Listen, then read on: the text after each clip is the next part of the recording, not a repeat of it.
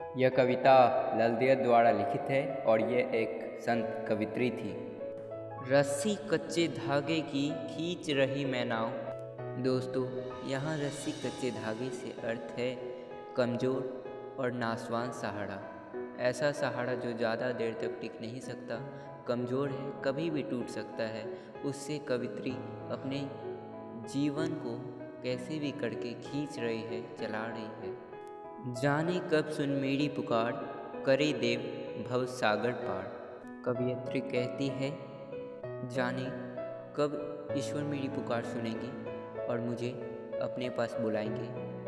मैं इस भवसागर रूपी संसार से ऊब गई हूँ, मुझे जाना है आपके पास।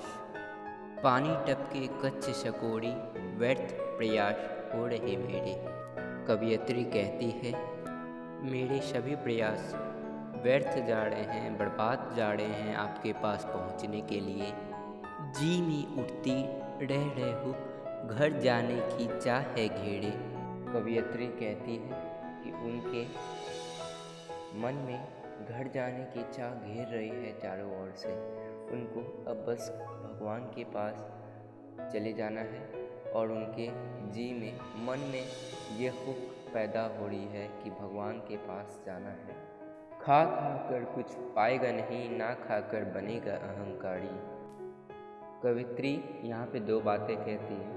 पहली कि जब मनुष्य को भोग विलास में पड़कर कुछ भी प्राप्त होने वाला नहीं है और वो जब सांसारिक भोगों का पूरी तरह त्याग कर देगा, मतलब कुछ नहीं उसमें से लेगा, भोग विलास करेगा, तो वो बहुत ही अहंकारी बन जाता है। सम खा तभी होगा संभावी, खुलेगी सांकल बंद द्वार की। कवित्री कहती है कि भोग विलास और त्याग के बीच संतुलन बनाए रखना चाहिए और मनुष्य को सांसारिक विषयों में ना अधिक लिप्त हो जाना चाहिए, ना तो पूरा ही उसे छोड़ देना चाहिए, बल्कि उसे बीच का मार्ग अपनाना चाहिए, बीच का रास्ता अपनाना चाहिए। वो क्या हो, जिस दिन मनुष्य के हृदय में ईश्वर भक्ति जागने लगेगी, उस दिन अज्ञानता के सारे अंधकार जो है वो अपने आप ही समाप्त हो जाएंगे।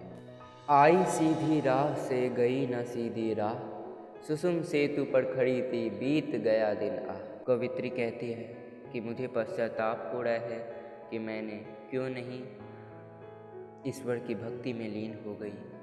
अब मैं जब ईश्वर से मिलने जा रही है तो मुझे बहुत पश्चाताप हो रहा है कि मैंने इतना दिन क्या किया, अब तो सारा जीवन बीत गया। जेब टटोली कौड़ी न पाई, मांझी को दू क्या उतराई।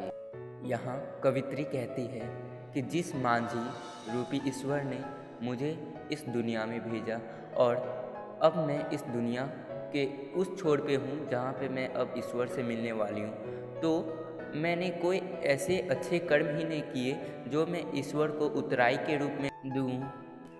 थल थल में बसता है शिव ही, भेद न कर क्या हिंदू मुसलमान। कवियत्री कहती है कि सभी जगह हर कण में बसते हैं ईश्वर, हमें भेद न करना चाहिए कि कौन है हिंदू कौन मुसलमान। ज्ञानी है तो स्वयं को जान, वही है साहिब से पहचान। यहाँ कवित्री का ज्ञानी से आशय है जिसे अपने आप का सही पहचान हो और जिन्होंने आत्मज्ञान प्राप्त कर लिया वही सच्चे ज्ञानी हैं, वही सच्चे ज्ञानी हैं। अगर वीडियो अच्छा लगे तो चैनल को सब्सक्राइब जरूर करिएगा। चलिए अब मिलते हैं अगले वीडियो में।